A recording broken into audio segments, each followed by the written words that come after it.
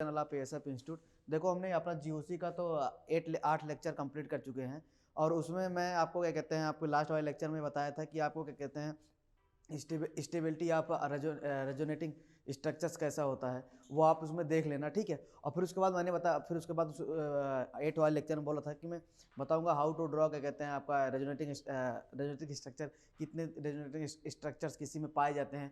तो वो मैंने ये सोचा है कि मेजोमेरिक जब मैं पढ़ाऊंगा उसके साथ साथ बताता रहूँगा, क्योंकि वहाँ बहुत ज़्यादा फर्क पड़ेगा जब मेजोमेरिक पढ़ाएंगे। क्योंकि क्या है कि भाई जो मेजोमेरिक है ड्यू टू रेजोनेंस होता है, तो आप रेजोनेटिंग स्ट्रक्चर बनाएंगे तो उसमें हम इलेक्ट्रोफाइल लेके आएंगे, न्यूक्लियोफाइल लेके आएंगे, साथ साथ एक साथ कंबाइन करके सारा पढ़ा देंगे, तो आपका बेनिफिट होगा। दो बार चीज़ें नहीं पढ़नी पड़ेगी। अब मैं अगर आपको रेजोनेटिक स्ट्रक्चर सारे बनाने पढ़ा दूँ, फिर जब मेजोमेरिक पढ़ाऊँ इलेक्ट्रोफिलिक और न्यूक्लियोफिलिक अटैक कहाँ से कौन से पोजीशन पे होगा, मल्टीपल क्या कहते हैं ग्रुप्स लगा के, तो फिर वो 2 बार चीज़ें हो जाएंगी, तो टाइम वेस्ट हो जाएगा हमारा। तो इसलिए मैंने सोचा कि एक काम करते हैं, मेजोमेरिक स्टार्ट करते हैं। जब मेजोमेरिक हमारा आता बीच में, जब ये थोड़ा सा मेजोमेरिक का कॉन्सेप्ट खत्म हो जाएगा, उसके आगे हम क्या कहते हैं स्ट्रक्चर बताते रहेंगे। उसमें न्यूक्लियोफाइल, इलेक्ट्रोफाइल, जो भी आपको अटैक कराना है वो पोजीशन को डिफाइन करते रहेंगे।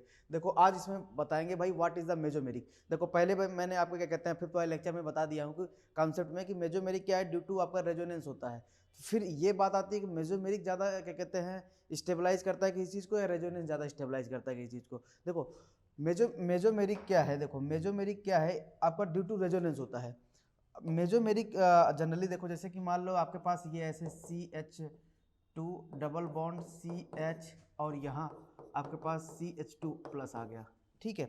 और यहाँ आपके पास ऐसे आ गया, मान लो ऐसे आ गया CH2 प्लस, और यहाँ आ गया NH2। अब ये क्या है, मेजोमेरिक क्या करता है, किसी चीज़ को इलेक्ट्रॉन क्या करता है, इनका पार्टिसिपेट करता है, इलेक्ट्रॉन डेंसिटी को इसमें पार्टिसिपेट करवाता है, इलेक्ट्रॉन डेंसिटी को। रेजोनेंस, ये है रेजोनेंस, ये है रेजोनेंस। रेजोनेंस क्या करता है, इलेक्ट्रॉन डेंसिटी को जस्ट पार्टिसिपेट कराता है, मतलब डीलोकलाइज कराता है। लेकिन ये क्या करता है मेजोमेरिक, ये कंप्लीटली इसको इलेक्ट्रॉन डेंसिटी देता है, कंप्लीट इलेक्ट्रॉन डेंसिटी देता है, और ये इसको स्टेबलाइज करने को सोचता है दोनों दोनों हुई ऑल ओवर कंपाउंड हमारा स्टेबलाइज हो जाए। तो अब देखो, अब इस क्या कहते हैं, ये ड्यू टू मेजोमेरिक से ये मेजोमेरिक में डिफरेंस है। देखो ड्यू टू मेजोमेरिक क्या हुआ, इसका ऑक्टेट कंप्लीट हो गया, सभी का देखो ऑक्टेट कंप्लीट हो गया। लेकिन इसमें आप देखो कि अगर ये रेजोनेटिंग स्ट्रक्चर करके आया होगा, तो ये देखो CH2 प्लस, और यहाँ से ये CH2 रह गया, ठीक है ऐसे। तो इसमें देखा जाए तो ओवरऑल अगर मैं इसको ऐसे लिखूँ तो ऐसे, और यहाँ पॉजिटिव चार्ज ऐसे, ठीक है। तो अब इसका मतलब कहीं ना कहीं बैकेंट ऑर्बिटल इसमें रह गया, मतलब कहीं ना कहीं बैकेंट आपका क्या कहते हैं ऑर्बिटल्स रह गया, मतलब ऑक्टेट रूल फॉलो नहीं कर पा रहा है। अगर वैकेंट है तो वैकेंट ही है, मतलब एक तरीके से इलेक्ट्रॉन डेंसिटी को शेयर कर रहे हैं, एग्जैक्टली उसके कंप्लीट नहीं कर रहे हैं। कंप्लीट भी कर रहे हैं तो थोड़ा शेयरिंग में कर रहे हैं। यहाँ देखो डैश ऐसे डॉट डॉट डॉट डॉट लगाया हूँ, ठीक है। ऐसे देखो ये देखो ऐसे, ये हो गया, मतलब दे रहे हैं थोड़ा सा, ओवरऑल चार्ज सब पे डिस्ट्रीब्यूट हो रहा है। तो ये है रेजोनेंस और ये है आपका मेजोमेरिक।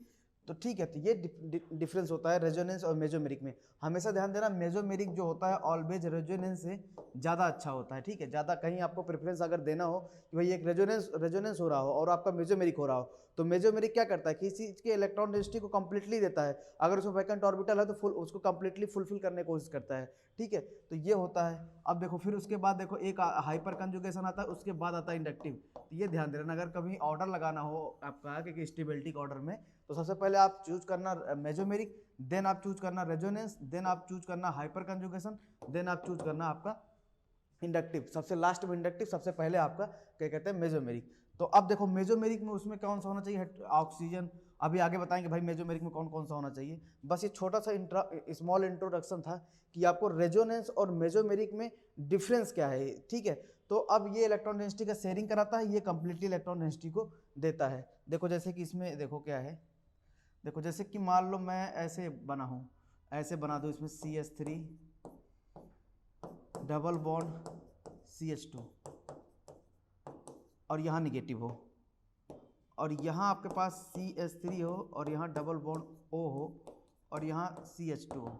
अब देखो, अब मेजोमेरिक ये अगर रेजोनेट किया, इधर से इधर गया, ऐसे किया, देखो रेजोनेट किया, तो ये CH3 और यहाँ डबल बॉन्ड आपका देखो CH2 नेगेटिव बना। पर यहाँ देखो क्या हुआ, रेजोनेंस हुआ, रेजोनेंस के थ्रू स्टेबलाइजेशन देखो ज़्यादा हो गया। अब देखो आप स्टेबलाइजेशन ज़्यादा क्यों हो गया, देखो CH3, तो मतलब स्टेबिलिटी हमेशा इंक्रीज एज कंपेयर रेजोनेंस से। अगर रेजोनेंस हो रहा हो कहीं, देखो रेजोनेंस से पार्टिसिपेट ये भी कर रहा है, लेकिन अब उसके बाद डिफरेंस क्या है रेजोनेंस और मेजोमेरिक में, मेजोमेरिक हमेशा स्टेबिलिटी को इंक्रीज करने की कोशिश करता है, ठीक है। तो देखो O negative double bond CH2, तो अब देखो अगर आप स्टेबिलिटी चेक करोगे, अगर आप स्टेबिलिटी चेक करोगे तो ये अगर ये फर्स्ट और सेकंड दोनों के देखो स्टेबिलिटी दोनों की सेम है, दोनों की स्टेबिलिटी मतलब सेम है, पर इसमें देखो अगर आप फर्स्ट देखोगे और सेकंड देखोगे तो ड्यू टू मेजोमेरिक हुआ रेजोनेंस, क्या है रेजोनेंस और मेजोमेरिक, मेजोमेरिक क्या होता है ड्यू टू रेजोनेंस होता है, पर फिर उसके बाद डिफरेंस कहाँ है भाई मेजोमेरिक रेजोनेंस में, मेजोमेरिक क्या करता है अपना इलेक्ट्रॉन को अपने क्या कहते हैं स्टेबिलिटी को इंक्रीज करना चाहता है, तो ये फर्स्ट है ये सेकंड है, तो आप देखोगे सेकंड इज मोर स्टेबल आपका फर्स्ट, क्योंकि बताया था कि भाई नेगेटिव चार्ज यहाँ का क्या कहते हैं कार्बन पे है, यहाँ नेगेटिव चार्ज आपका ऑक्सीजन पे है, तो मोर इलेक्ट्रोनेगेटिव पे नेगेटिव चार्ज रहना ज़्यादा पसंद करता है, इसलिए ये वाला ज़्यादा स्टेबल हो गया।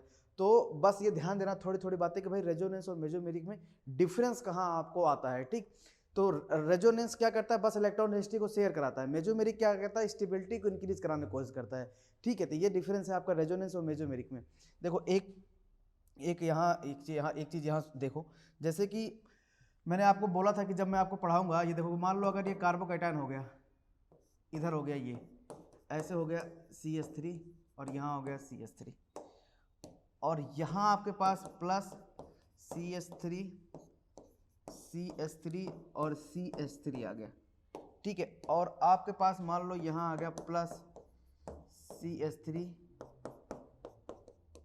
NH2 और यहाँ CH3, तो अगर इसको मैं फर्स्ट मानूँ, इसको मैं सेकंड मानूँ और इसको मैं थर्ड मानूँ, तो आपसे पूछूं बताओ मोर स्टेबल कौन होगा, मोर स्टेबल आपका देखो कौन होगा। सबसे पहले आप अल्फा हाइड्रोजन काउंट करोगे, हाइपर कंजुगेशन 3 यहाँ पे 3 यहाँ 9 आ गए, 9 अल्फा हाइड्रोजन आ गए, यहाँ देखो अभी 6 ही, ये 3 और यहाँ 3, तो ये टोटल मिला के अभी 6 हुए। तो अब नाइट्रोजन है और sp3 में है, तो भाई नाइट्रोजन कितना काउंट करता है, ये 12 अल्फा हाइड्रोजन के बराबर होता है, तो ये आपका प्लस 12 आ गया। अब फिर बात आया अगर पाई बॉन्ड आ गया और रेजोनेंस करेगा, क्योंकि ये तो मेजोमेरिक शो कर गया,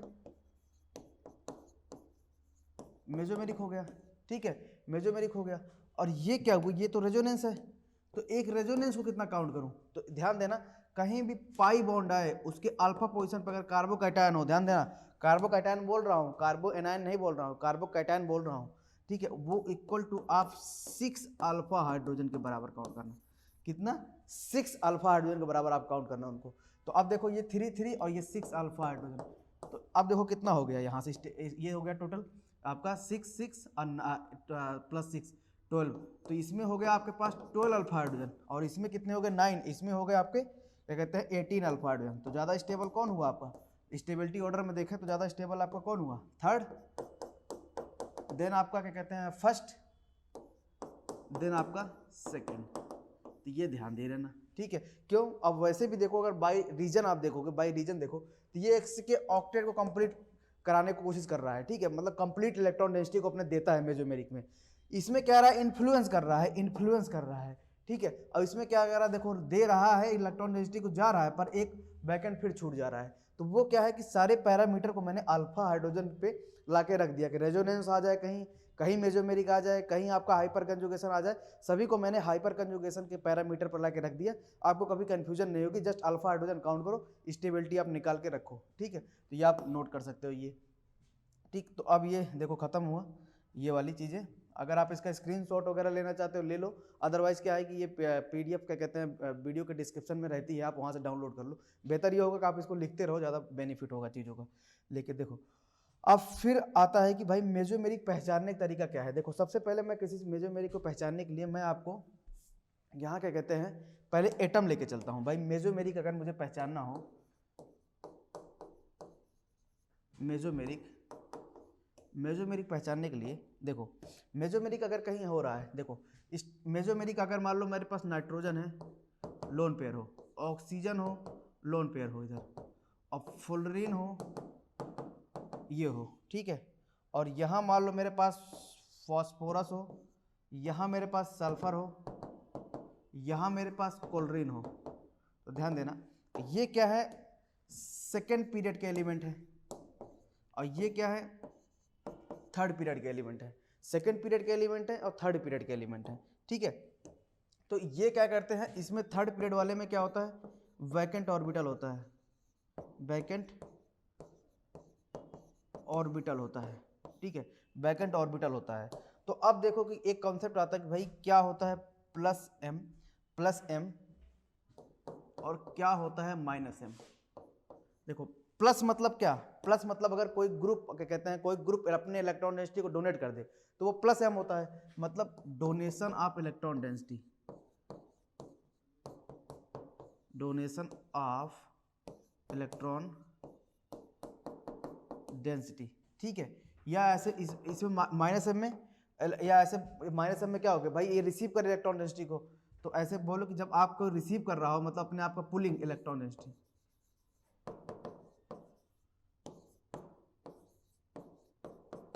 डेंसिटी करेगा तो वो माइनस एम की तरह बिहेव करेगा, ठीक है।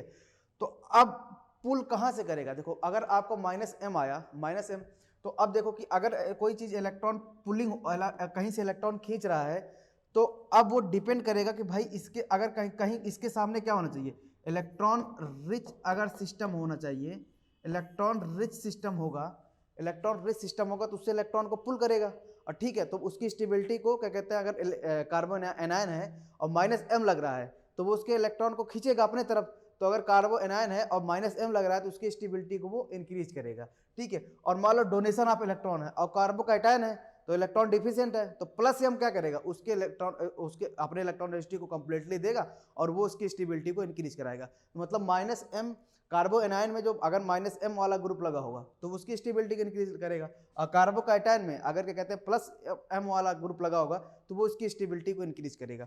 तो देखो यहाँ से क्या था कि ये जो बता रहा था प्लस एम और माइनस एम वाली बातें, देखो इसमें वैकेंट ऑर्बिटल है, वैकेंट ऑर्बिटल है, और प्लस में क्या है, लोन पेयर भी है, आप देखो ना सभी में लोन पेयर है। तो अब जितने भी थर्ड पीरियड वाले क्या कहते हैं आपके ये होते हैं एलिमेंट्स होते हैं थर्ड पीरियड वाले, तो अब देखो वैकेंट ऑर्बिटल है तो इलेक्ट्रॉन डेंसिटी को अपने ले भी सकते हैं अपने अंदर, तो एक तरीके से ये क्या कर सकते हैं, माइनस एम की तरीके बिहेव कर सकते हैं, भाई वैकेंट ऑर्बिटल है इलेक्ट्रॉन डेंसिटी को रिसीव कर सकते हैं, और लोन पेयर है वो दे सकते हैं। तो ये थर्ड पीरियड वाले ध्यान देना, माइनस एम और प्लस एम दोनों के तरीके बिहेव करेंगे, डिपेंड करेगा कि कौन से सिस्टम से अटैच है वो, अगर मोर इलेक्ट्रोनेगेटिव सिस्टम से अटैच है या इलेक्ट्रॉन रिच सिस्टम से अटैच है तो वो उसके इलेक्ट्रॉन डेंसिटी को अपने तरफ पुल करेंगे, ठीक है। और या फिर क्या कहते हैं अगर कोई इलेक्ट्रॉन डिफिशिएंट सिस्टम से अटैच है या कार्बोकैटायन से अटैच है तो वो अपने इलेक्ट्रॉन डेंसिटी को दे भी सकते हैं, तो दो लोन पेयर है। तो ध्यान देना थर्ड पीरियड वाले माइनस एम और प्लस एम दोनों शो करते हैं, डिपेंड करता है कि हमारे इनके सामने वाला कौन सा है, ठीक है, मतलब सामने वाले के हिसाब से ये अपने आप को एडजस्ट करते हैं। देखो क्यों, क्योंकि देखो वैकेंट ऑर्बिटल है तो उसके हिसाब से माइनस एम आ गया, चलो भाई माइनस एम वैकेंट ऑर्बिटल है तो इलेक्ट्रॉन डेंसिटी को अपने तरफ खींच लेगा, और लोन पेयर है तो दे भी दिया तो प्लस एम आ गया, क्योंकि लोन पेयर आ रहा ना सब में, ठीक है। तो ये बातें हमेशा ध्यान में रखे रहना, इसलिए थर्ड पीरियड वाले इसलिए बाई एटम्स लेके बता रहा हूँ, ठीक है। अब इस एटम से हजारों ग्रुप बना सकते हो आप, लाखों कितने भी आपको ग्रुप बनाना है, जितने भी ग्रुप आपको पॉसिबल है सब बना लो, बस ये सिस्टम से अगर डायरेक्टली अटैच है तो वो अपने तरीके से वर्क करेंगे, ठीक। अब देखो कि क्या है कि ये सेकंड पीरियड वाले हैं, सेकंड पीरियड वाले हैं, तो अब देखो इनके पास तो नो वैकेंट ऑर्बिटल, ऐसे लिख दो नो वैकेंट ऑर्बिटल, कोई वैकेंट ऑर्बिटल नहीं है। जब इनके पास कोई वैकेंट ऑर्बिटल नहीं है तो ये कभी भी माइनस एम तो शो ही नहीं कर सकते। क्या है माइनस एम, क्या होता है कंप्लीट इलेक्ट्रॉन डेंसिटी को लेना, माइनस एम मतलब क्या होता है कंप्लीट इलेक्ट्रॉन डेंसिटी को लेना। लेकिन मान लो अगर ये इसको अटैच कर दें किसी इलेक्ट्रॉन रिच के साथ तो इलेक्ट्रॉन डेंसिटी को हल्का सा अपनी तरफ पुल करेंगे थोड़ा सा, बस इलेक्ट्रॉन शेयरिंग को पुल करेंगे, इलेक्ट्रॉन शेयरिंग को पुल करेंगे। इसलिए ये वाले माइनस आई शो करेंगे कब, जब किसी इलेक्ट्रॉन रिच सिस्टम से अटैच होंगे, तो माइनस एम कभी नहीं करेंगे। देखना प्लस एम मतलब मेसोमेरिक का मतलब ये होता है कंप्लीटली इलेक्ट्रॉन डेंसिटी को लेना या कंप्लीटली इलेक्ट्रॉन डेंसिटी को देना, ठीक है। मतलब अगर आपको क्या कहते हैं दे रहे हैं तो प्लस एम से कंप्लीटली देंगे अपने इलेक्ट्रॉन डेंसिटी को, ठीक है। अगर रिसीव कर रहे हैं तो कंप्लीटली रिसीव कर रहे हैं, मतलब ठीक है पूरा पूरा चले आओ हमारे पास इलेक्ट्रॉन डेंसिटी। तो ये ध्यान देना ना, मेसोमेरिक में ये फायदा होता है, ठीक। और इंडक्टिव में क्या होता है, जस्ट इलेक्ट्रॉन डेंसिटी इलेक्ट्रॉन जो इलेक्ट्रॉन शेयर्ड पेयर्ड इलेक्ट्रॉन है उनके बीच में थोड़ा सा शेयरिंग को अपने तरफ खींचते हैं। तो ये माइनस एम काम करेंगे, माइनस एम काम करेंगे कब, जब ये इलेक्ट्रॉन रिच सिस्टम से अटैच होंगे। कैसे? इलेक्ट्रॉन रिच सिस्टम से अटैच होंगे, ठीक है, इलेक्ट्रॉन रिच सिस्टम से अटैच होंगे और as well as plus M तो इनका काम ही करेगा, ठीक है, प्लस एम तो इनका काम ही करेगा। तो अब हम जो पढ़ने जा रहे हैं, हम ऑर्गेनिक केमिस्ट्री पढ़ने जा रहे हैं, तो हर चीज हम कार्बन के रेस्पेक्ट में पढ़ने जाते हैं। तो अब अगर आपसे पूछो कि बताओ ये इधर से इधर आने पे क्या होता है, आपको पता है प्लस एम मतलब क्या? Donating tendency. तो डोनेटिंग टेंडेंसी मतलब क्या होता है? Basicity power. तो बेसिसिटी क्या होती है मेरी? नाइट्रोजन ऑक्सीजन फ्लोरीन में किसकी बेसिसिटी ज्यादा होती है? तो अब देखो इधर से मैं अगर इधर से मैं इधर आया तो ये प्लस एम का पावर बढ़ रहा है इधर से इधर आने पे। क्यों? क्योंकि बेसिसिटी इधर से इधर आने पे बढ़ता है। फिर उसके बाद क्या होता है कि जब आप कार्बोकैटायन लेते हो तो मान लो आपके पास कहीं आपके पास प्लस एफ लगा हो और कहीं आपके प्लस प्लस सी एल लगा हो, तो अगर ये इलेक्ट्रॉन डेंसिटी ये भी इसके पास लोन पेयर है, ध्यान देना, इसलिए बता दिया हूं कि जनरली आप ये सोचते हो कि फ्लोरीन हमेशा माइनस आई लगाएगा।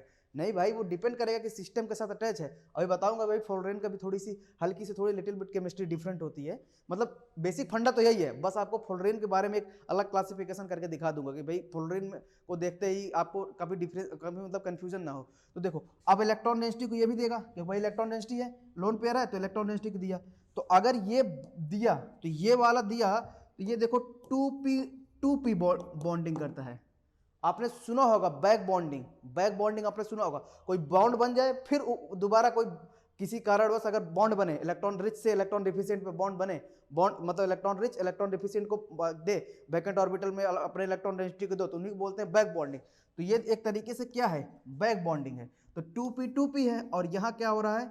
2p 3p, मतलब second period to third period bonding बन रहा है। तो बेटर कौन होता है? आपको पता है कि भाई 2p बेटर होता है। तो मतलब ऐसे मैं कह सकता हूं, मतलब मैं ऐसे कह सकता हूं इधर से इधर जाने पे प्लस एम बढ़ रहा है, ठीक है। तो अगर मुझे लिखना हो तो ये प्लस एम का ऑर्डर तो मैं ऐसे लिखूंगा, प्लस एम का ऑर्डर। तो ये हमेशा ध्यान देना कि भाई कभी स्टेबिलिटी में जब ऑर्डर आपसे पूछे तो भाई ऑक्सीजन और क्लोरीन में अगर कहीं आ जाए कार्बोकेटायन को स्टेबल कौन ज्यादा अच्छा करता है, दोनों इलेक्ट्रॉन डेंसिटी दे रहे हैं, ज्यादा अच्छा कौन करेगा? तो ये याद रखना कि भाई यहां से यहां जा रहे हैं, ऐसे बढ़ रहे हैं, तो क्लोरीन यहां आ गया, ऑक्सीजन यहां आ गया, तो ठीक है। तो ये ऑर्डर हमेशा ध्यान में रखे रहना कि भाई किस तरीके से चीजें हमारी वर्क करती हैं, ठीक है।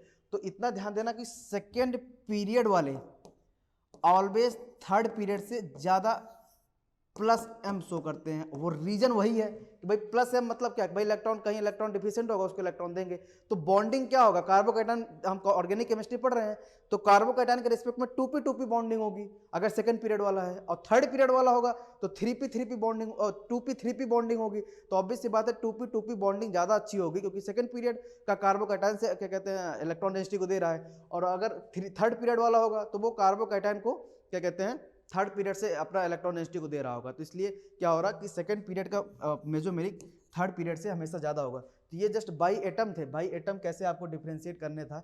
अब देखो जैसे यहाँ देखो ये आ गया, देखो ये बस प्लस एम और प्लस एम को देखो, प्लस एम को हम बोलते हैं इलेक्ट्रॉन डोनेटिंग ग्रुप, ठीक है। अभी देखो मैं सारा क्लासिफिकेशन पढ़ाने दो, बाद में जितने भी ग्रुप कहोगे लगभग मैं 20-25 ग्रुप लिख दूंगा, आपको डिफ्रेंशिएट ही नहीं करना पड़ेगा, आप बस देखते ही बोलोगे ये प्लस है ये माइनस एम है, तो आपको पता चल जाएगा, ठीक है। तो ये है इलेक्ट्रॉन डोनेटिंग, ये इलेक्ट्रॉन विड्रॉइंग ग्रुप आ गया।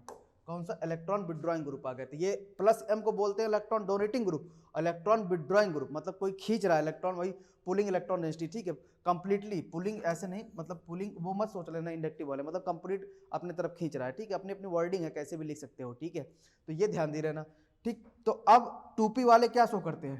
2p वाले यहाँ से एक कंक्लूजन निकल के आया कि भाई आपका 2p वाला जो है ये तो माइनस आई शो करेंगे जब इलेक्ट्रॉन रिच के सिस्टम के साथ अटैच होंगे, और ठीक है इलेक्ट्रॉन रिच अब ये किसी एनायन के साथ अटैच होंगे, और प्लस एम शो करेंगे जब किसी इलेक्ट्रॉन डिफिशिएंट के साथ रहेंगे, और थर्ड पीरियड वाले माइनस एम और माइनस एम और प्लस एम शो करेंगे। वो डिपेंड करेगा कि किस किस सिस्टम के साथ, अगर इलेक्ट्रॉन डिफिशिएंट के साथ अटैच है तो प्लस एम, इलेक्ट्रॉन रिच के साथ अटैच है तो माइनस एम। तो ये ध्यान दे रहना।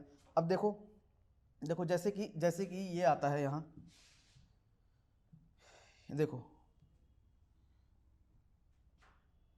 जैसे कि मान लो मैं आपसे पूछूं कि ये देखो मेरे पास ऐसा एक क्वेश्चन है, देखो यहाँ देखो ये आपके पास क्वेश्चन है, अगर आपसे पूछूं कि बताओ स्टेबिलिटी का ऑर्डर लगाओ, स्टेबिलिटी का ऑर्डर लगाओ, तो आप बोलोगे देखो इलेक्ट्रॉन डिफिशिएंट सिस्टम है, ये देखो लोन पेयर है, इसके पास लोन पेयर, इसके पास 3 लोन पेयर, यहाँ इसके पास 3 लोन पेयर, इसके पास 3 लोन पेयर, इसके पास 2 लोन पेयर, इसके पास 3 लोन पेयर, इसके पास 2 लोन पेयर, ये कोल्ड्रीन है, ठीक है, इसके पास 3 लोन पेयर, और इसके पास देखो ये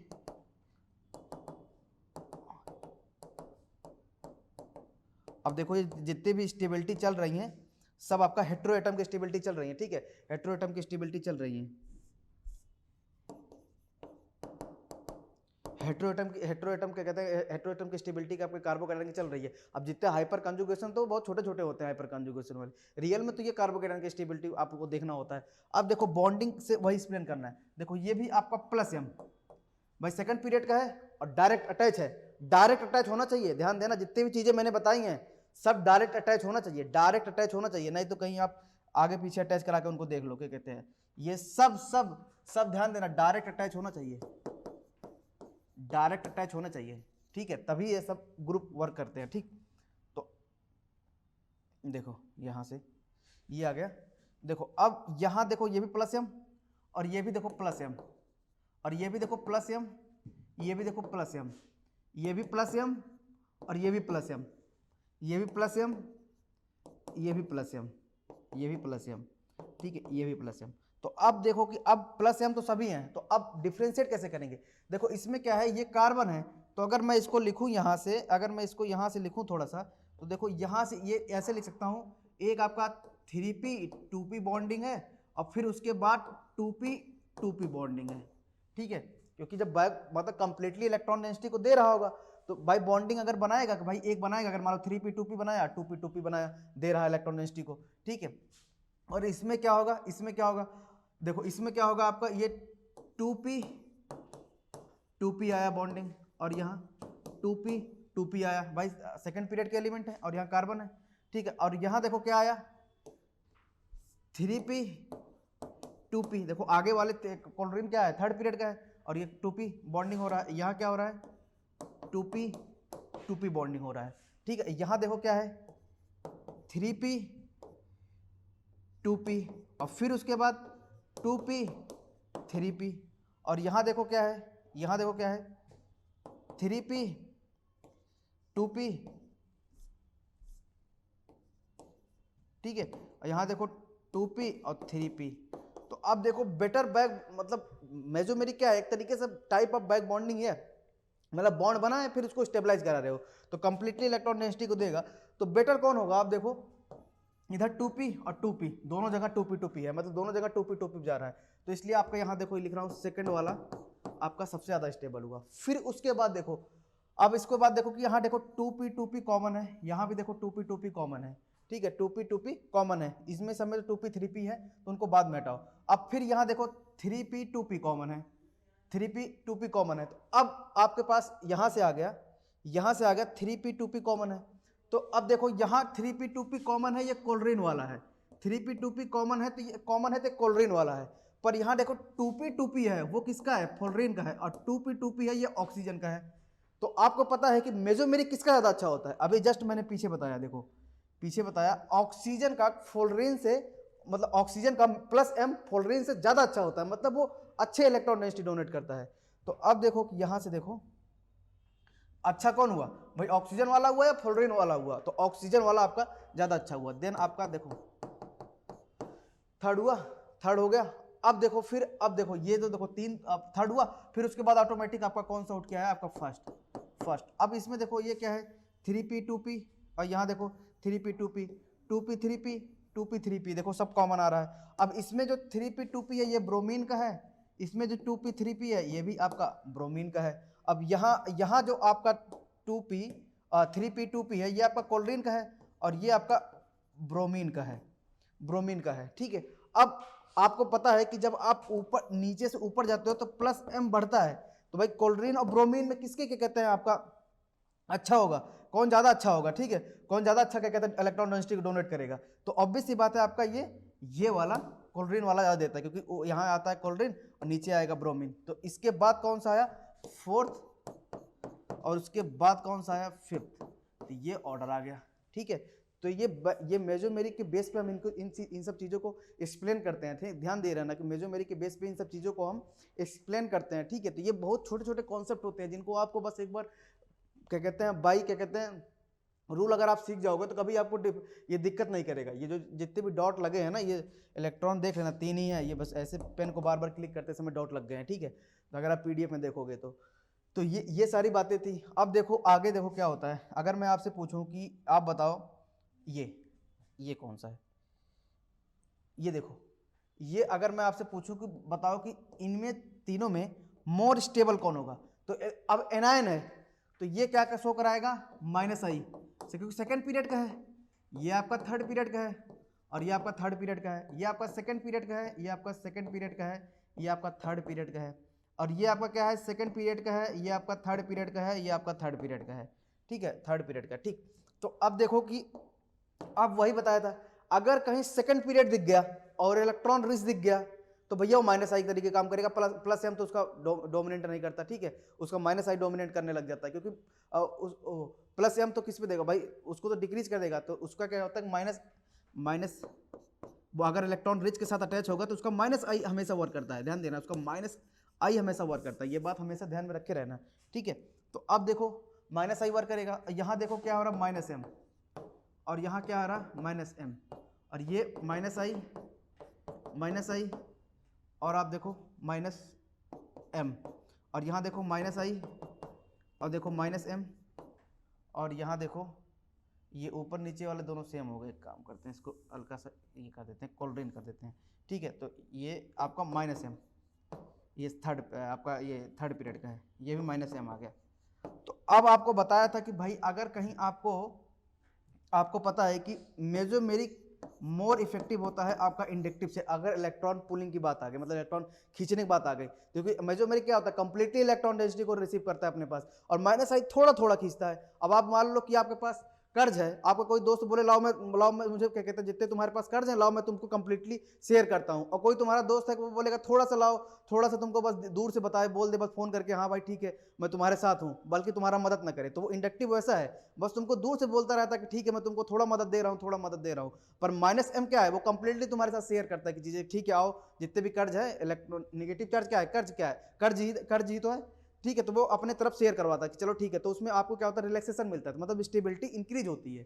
ठीक, तो ये देखो क्या है कि देखो अब यहाँ देखो अगर मैं लिखूँ यहाँ से 2 -M है और 1 -I है, 1 -I, और यहाँ देखो क्या है 1 -M और 2 आपका I, 2 -I, और यहाँ क्या है 3 -M है। तो अब आप बताओ कि ज्यादा स्टेबल कौन करेगा भाई, तीन लोग कंप्लीटली आपको स्टेबलाइज कर रहे हैं, तो आपको पहला सबसे ज्यादा स्टेबल कौन होगा, थर्ड वाला सबसे ज्यादा स्टेबल कौन होगा, क्योंकि तीन मेजोमेरिक है, तीन मेजोमेरिक है ना, तीन मेजोमेरिक है। अब फिर आ गया भाई इसमें 3 मेजोमेरिक है, तो पहले तो आप मेजोमेरिक से डिफरेंशिएट करो, जब कहीं मेजोमेरिक इक्वल हो जाए तब जाके इंडक्टिव पे मूव करने जाना। तो अभी तो जब मेजोमेरिक यहाँ 3 मेजोमेरिक और यहाँ देखो 2 मेजोमेरिक आ गया, तो फिर इसके बाद स्टेबल कौन हुआ आपका फर्स्ट, और फिर लास्ट वाला आपका सेकंड। तो ये आपका स्टेबिलिटी का ऑर्डर होता है। ठीक है, ये हमेशा ध्यान दिए रहना स्टेबिलिटी के ऑर्डर में। ठीक, तो अब देखो कि ये एग्जांपल था, आप इनको स्क्रीनशॉट लेना चाहते हो तो स्क्रीनशॉट लेके रख लो, और या आपको नोट करके रख लो, तो ठीक है आपके लिए ज़्यादा बेनिफिट है। अब देखो कि एक क्वेश्चन आता है आपको बहुत ज़्यादा कंफ्यूज करता होगा, ये वाला, ये 3 है। ठीक है, ये A है और ये आपका B है और ये आपका C है, इन सब में मुझे स्टेबिलिटी का ऑर्डर लगाना है। अब देखो स्टेबिलिटी का ऑर्डर लगाना है, तो ये तो भैया कोल्ड्रिन है -M, फ्लोरीन है तो -I इसका डोमिनेट करता है, इलेक्ट्रॉन रिच सिस्टम के साथ अटैच है, इसीलिए देखो मैंने बोला था आपको फ्लोरीन दिखा दूंगा कितने फ्लोरीन दिखते हैं। अगर फ्लोरीन किसी इलेक्ट्रॉन रिच सिस्टम के साथ अटैच है तब तो भैया वो हमेशा -I की तरीके वर्क करना स्टार्ट कर देता है, ये ध्यान दिए रहना। अब देखो यहाँ 3 -M और यहाँ 3 -I, तो अब बताओ ज्यादा स्टेबल कौन होता है, ये वाला होता है, तो इसीलिए ये ध्यान देना ये वाला। ठीक है, ये क्योंकि इलेक्ट्रॉन डेंसिटी इधर जाता है, ठीक, ये इसमें जाता है। ठीक, अब देखो यहाँ देखो, अब इसमें क्या है +M, क्या है +M, क्योंकि इलेक्ट्रॉन डिफिशिएंट के साथ अटैच है, तो यही देखो डिफरेंस आ गया, कोल्ड्रिन का -I लगाएगा कर +M लगाएगा, वो देखो आपको पता चल गया। यहाँ से देखो, यहाँ देखो +M और यहाँ देखो ये भी +M लोन पेयर है भाई, इनके पास सबके पास 3 लोन पेयर है, तो भाई मुझे देंगे, लोन पेयर हम देना ही पड़ेगा भाई। अब देखो ज्यादा स्टेबल कौन होगा भाई, मेजोमेरिक ज्यादा अच्छा किसका होता है, फ्लोरीन का होता है। अब देखो ये ज्यादा स्टेबल हो गया। अब फिर क्या है, ये कार्बिन है, डाइफ्लोरोकार्बिन है, डाइक्लोरोकार्बिन है। तो अब कार्बिन क्या होता है, एक इलेक्ट्रॉन डिफिशिएंट सिस्टम होता है। तो इलेक्ट्रॉन डिफिशिएंट सिस्टम के साथ अगर फ्लोरीन अटैच कराओगे तो वो +m के तरीके वर्क करेगा भाई, +m के तरीके वर्क करेगा। तो ये देखो +m के तरीके वर्क करेगा, और क्लोरीन भी देखो +m के तरीके वर्क करना स्टार्ट कर जाएगा। ठीक है, तो अब देखो जल्दी अच्छा +m किसका होता है, इसका। तो देखो अब देखो स्टेबिलिटी पता चल गई नहीं, तीनों चीजें एक साथ कंपेयर कर दिया ना, तो कभी आप जिंदगी में भूलोगे नहीं। ठीक है, तो ऐसे कई बार इसका आता है, बताओ which one is more acidic, तो CHF3 और CHCl3। बात वही है, चाहे इसको आप बैक बॉन्डिंग से एक्सप्लेन करो, चाहे इसको आप मेजोमेरिक से एक्सप्लेन करो, चाहे आप बॉन्डिंग मतलब केमिकल बॉन्डिंग एक्सप्लेन करो, ऑर्डर हमेशा सेम आएगा। इस मोर आपका एसिडिक कौन होगा, यही आएगा, ऑर्डर हमेशा सेम आएगा। कंसेप्ट मतलब कहीं आपके मिसमैच नहीं करेंगे, आप कहीं भी पढ़ लो। तो इसीलिए क्या है, मेजोमेरिक बहुत बेनिफिशियल चीज़ है, आपको कई सारी चीज़ें बॉन्डिंग की बातें बताते चलते हैं, एसिडिटी की बातें बताते चलते रहते हैं। तो ये देखो यहाँ से ये स्टेबलाइज हुआ। अब देखो आगे ये वाला हो गया। अब देखो अगर मैं आपसे पूछूं देखो, अब अगर मान लो मैं ऐसे लगा दिया यहाँ CH2 नेगेटिव और यहाँ लगा दिया CH double bond CHF,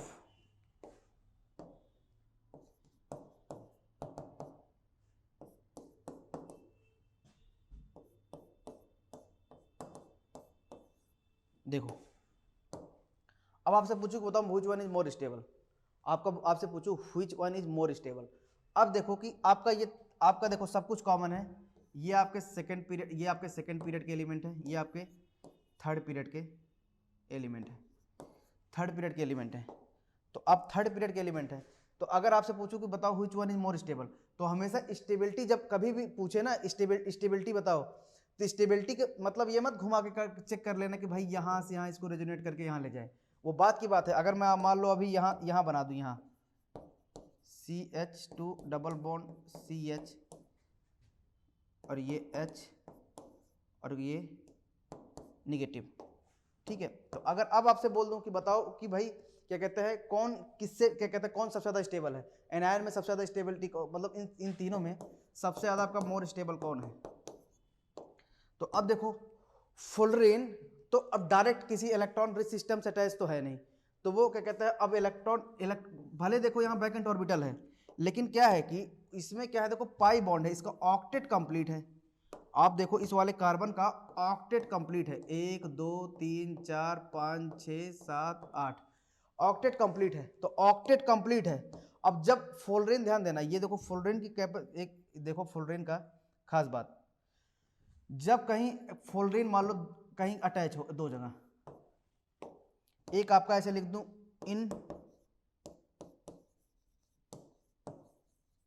incomplete octet और आपका कंप्लीट ऑक्टेट,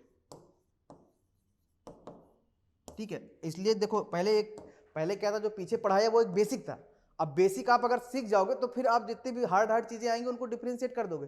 तो अगर इनकम्प्लीट ऑक्टेट होगा तो उसके साथ अगर डायरेक्टली अटैच होगा तो हमेशा +m लगाएगा, और कंप्लीट ऑक्टेट होगा चाहे उससे डायरेक्टली अटैच हो या ना अटैच हो, वो हमेशा -i शो करेगा। ये ध्यान दे रहना, मतलब अगर किसी कंप्लीट ऑक्टेट के साथ लग गया, किसी ऑक्टेट के साथ लग गया तो वो हमेशा -i शो करेगा, और इनकम्प्लीट ऑक्टेट के साथ अगर डायरेक्टली अटैच होगा, ध्यान देना इसमें लिख रहा हूं डायरेक्टली अटैच होगा तभी +m शो करेगा। अगर कोई इनकम्प्लीट ऑक्टेट है, जैसे मान लो यहां देखो आपके पास CH2+ और CH2 और फ्लोरीन, अब देखो डायरेक्ट अटैच नहीं है, तो ये -i शो करने लग जाएगा, -i। और देखो अगर मान लो कहीं ऐसे CH2+ लिख के फ्लोरीन लगाओ, तो अब देखो डायरेक्टली अटैच है, तो आपका ये +m शो करने लग जाएगा। ये बात हमेशा ध्यान में रखे रहना, क्योंकि यहां देखो जिससे ये डायरेक्टली अटैच है ना, देखो फ्लोरीन, अब देखो जिससे अटैच है, इस कार्बन का तो ऑक्टेट कंप्लीट है भाई, इस कार्बन का देखो ऑक्टेट कंप्लीट है, तो जब ऑक्टेट कंप्लीट है तो भैया -i। तो ये बात हमेशा ध्यान में रखना, दोनों चीज मैंने डिफरेंशिएट करके दिखा दिया, क्योंकि फ्लोरीन वाली केमिस्ट्री में सबसे ज्यादा आपको डिफर करता है। और ये सब सारी चीज़ें मुझे डॉक्टर मेरे राजेश कुमार छाता जो हमारे सर हैं, वो उन्होंने सारी चीज़ों को ऐसे एक्सप्लेन करके हमें पढ़ाए थे, ठीक है। तो हमें पता चलता, वो सारी चीज़ों को एक साथ ऐसे रख के पढ़ाते थे, तो पता चलता था कि भाई कंफ्यूज नहीं हो गए आप कहीं, ठीक है। क्योंकि क्या है कि जितनी भी चीज़ें एक पैरेलल चल रही हैं उनको सारे को एक साथ कंपेयर करके पढ़ा दो। देखो जैसे क्या था कि ये देखो आप, ये देखो स्टेबिलिटी, अब आप इनको देखो, एक बार आप सॉल्व कर लिए, इनको आप देख लो, तो चाहे देखो एनायन भी आ गया, कैटायन भी आ गया, कार्बन भी आ गया, तीनों क्या कहते हैं एक पैरामीटर पे आ गया। तो आप एक पैरामीटर पे तीनों चेक कर लिए, तो वो जल्दी कभी क्या कहते हैं आपको भूलेगी नहीं चीज़ें, का मतलब कंफ्यूज नहीं होगी हमेशा। आप स्टेबिलिटी में सबसे बड़ी दिक्कत क्या होती है, आप कोई चार पांच कभी एक चीज़ इधर पढ़ लेते हो, कभी दूसरी चीज़ उधर पढ़ लेते हो, तो वो क्या होता है कि आप रिलेट नहीं कर पाते हो। इसलिए मैंने देखो इनको एक पैरामीटर पर ला के रखा है कि आप मतलब एक स्लाइड पर ला के रखा है, इनको आप एक साथ कंपेयर करो तो आपको अच्छा क्या कहते हैं कॉन्सेप्ट बनेगा। तो ये फुलरिन वाली बातें हमेशा ध्यान दे रहना। इसलिए देखो ये यहाँ से यहाँ और यहाँ से यहाँ, तो ध्यान देना ये बातें। इसीलिए देखो ये जो हमारा क्वेश्चन चल रहा था, कहाँ गया ये वाला, देखो यहाँ देखो। अब देखो आपसे पूछूं कि अब यहाँ देखो, अब ये कैसा वर्क करेगा। अब देखो इस वाले कार्बन से अटैच है, तो कार्बन से अटैच है तो इसका ऑक्टेट कंप्लीट है, तो भैया ये तो यहाँ -I के तरीके वर्क करेगा, ठीक है। और देखो कोल्ड्रीन भी डायरेक्टली किसी इलेक्ट्रॉन रिच सिस्टम से अटैच नहीं है, डायरेक्टली नहीं अटैच है, ध्यान देना, डायरेक्टली नहीं अटैच है। तो वो हाइड्रोजन है, हाइड्रोजन आपके क्या होते हैं, कार्बन से हाइड्रोजन है, तो भाई आपके -I शो करेंगे, ये भी तो ओके -I शो करेंगे। अब यहाँ देखो क्या है, यहाँ देखो एनायन से डायरेक्टली अटैच है कोल्ड्रीन, तो यहाँ कोल्ड्रीन आपका -M शो करेगा।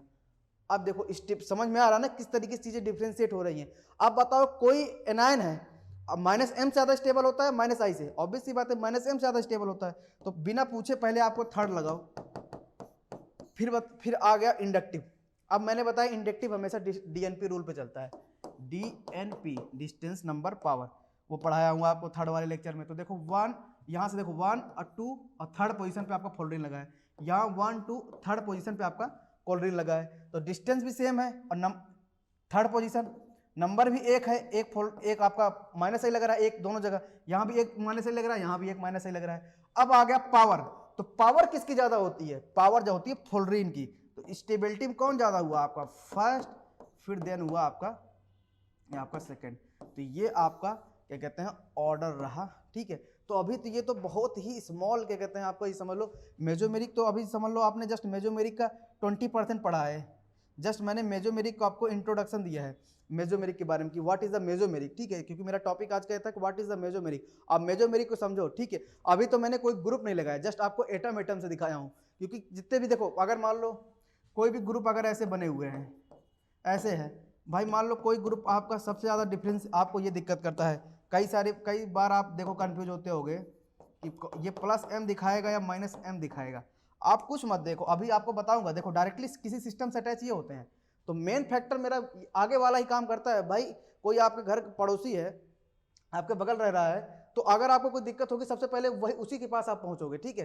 तो क्या होगा, तो इसी किसी सिस्टम से मान लो X सिस्टम से अगर डायरेक्टली ऐसे कोई ग्रुप अटैच है, सबसे पहले आपको एटम देखने होते हैं, इसीलिए मैंने आज इसमें केवल एटम लेके बताया हूँ। आगे मैं क्या कहते हैं आपको क्या कहते हैं सारे क्या कहते हैं ग्रुप वाइज डिफ्रेंशिएट करके बताता रहूँगा। तो ये कुछ स्टेबिलिटी थी, देखो ये जितने भी थे।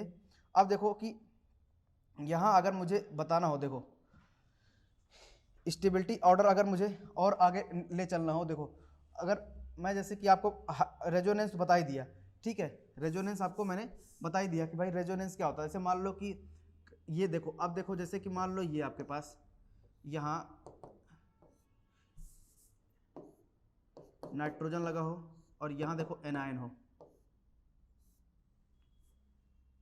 यहाँ ऑक्सीजन लगा हो, और यहाँ मान लो मेरे पास सल्फर लगा हो, यहाँ मेरे पास एनायन हो, यहाँ मेरे पास सल्फर लगा हो, ठीक है। और यहाँ मेरे पास मान लो ऐसे यहाँ नाइट्रोजन लगा हो और यहाँ मेरे पास ऑक्सीजन लगा हो, ठीक है। और एक मान लो मैं और बना देता हूँ, यहाँ ऑक्सीजन लगा देता हूँ और यहाँ सल्फर लगा देता हूँ। देखो अब आपसे पूछूँ बताओ इनमें कौन एनायन मोर स्टेबल है। अब देखो अगर कहीं आ गया एसिडिटी का, तो अब जस्ट कॉमन फैक्टर पे आप हाइड्रोजन निकालो, जो सब में सभी एक जगह से कॉमन पे हाइड्रोजन निकालो, और मतलब निकाल रहे हो तो उनको आप क्या कहते हैं एनायन, अगर जो ज़्यादा स्टेबल होंगे वो उनकी एसिडिटी भी ज़्यादा होगी। तो आप मतलब जितने भी अगर एनायन की स्टेबिलिटी में पढ़ा रहा हूँ तो ये भी ध्यान देना कि उस साथ साथ एसिडिटी भी खत्म कर रहा हूँ, ठीक है।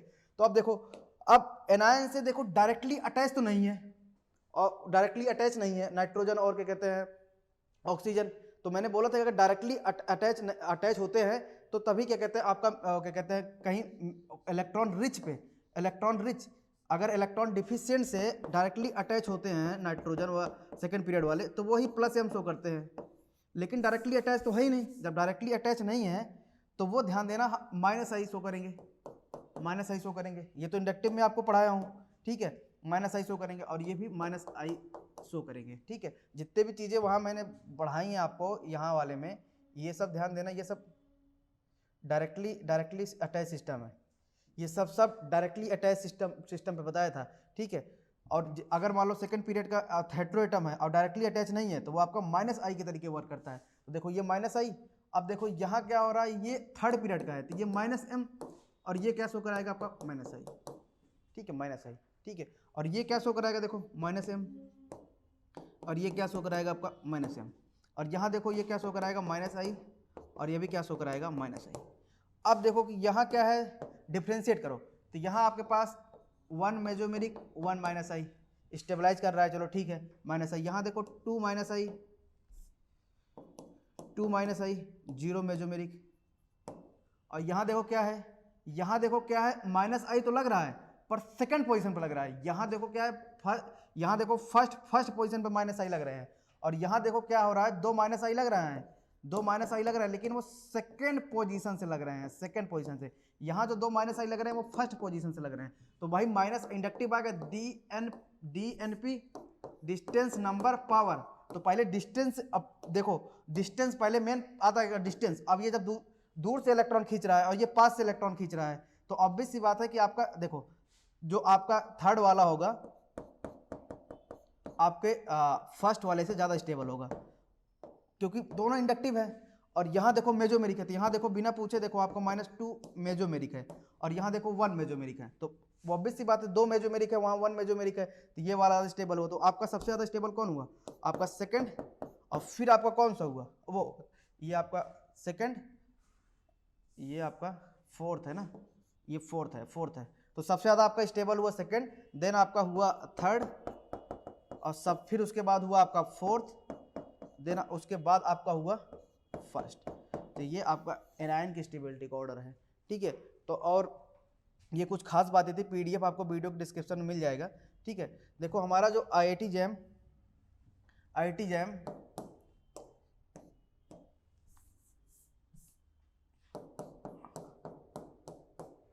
जैम 2022 का नया बैच स्टार्ट हुआ था, वो आपका 6 जनवरी से स्टार्ट हुआ था। तो वो तो आपका फर्स्ट बैच एकदम फुल हो गया, क्योंकि लिमिटेड सीडी थी, और आपका फर्स्ट बैच आपका एकदम कंप्लीटली फुल हो गया। अब जो आपका नया बैच आ रहा है वो ध्यान देना, न्यू बैच जो आ रहा है वो आपका 6 फेब को आ रहा है, ठीक है, 6 फेब को आ रहा है नया बैच, ठीक है। तो इसी 6 फेब को नया बैच आ रहा है। तो अगर आप रजिस्टर करना चाहते हो तो वीडियो के डिस्क्रिप्शन में देखो आपको मोबाइल नंबर मिल जाएगा। बाकी आप देखो यहाँ स्क्रॉल कर रहा होगा मोबाइल नंबर, आप उन सब पे कॉल करके आप पूछ सकते हो, ठीक है। ऑनलाइन अभी तो क्या है कि ऑनलाइन ही बैच चलेंगे, ठीक, और ऑफलाइन और ऑनलाइन क्या कहते हैं दोनों बैच स्टार्ट हो सकते हैं।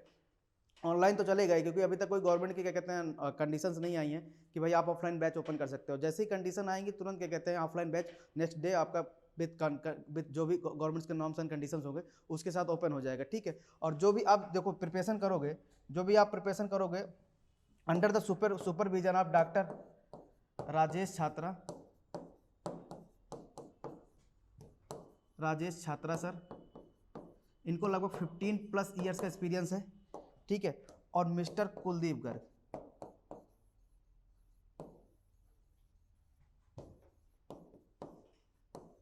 गर्ग, इनको लगभग 10+ ईयर्स का एक्सपीरियंस है, ठीक है। तो इनके दोनों के अंडर सुपरविजन में आप अपनी IIT जैम की प्रिपरेशन करोगे, और जितने भी लगभग केमिस्ट्री के जितने भी एग्जाम हैं सब जगह ASF ने AIR 1 दिए हैं, और इन्हीं सब के अंडर के गाइडेंस में, ठीक है। तो ये डेट आप याद रखे रहना, अगर आपका कोई जूनियर हो या आपका कोई थी हो या आप हो तो आप इसको क्या कहते हैं सेकंड ये जो बैच आ रहा है सेकंड बैच 6 फेब को आप डेमो लेके देख सकते हो। आई थिंक आप मेरे वीडियो से सेटिस्फाई हुए होगे। Okay, thank you.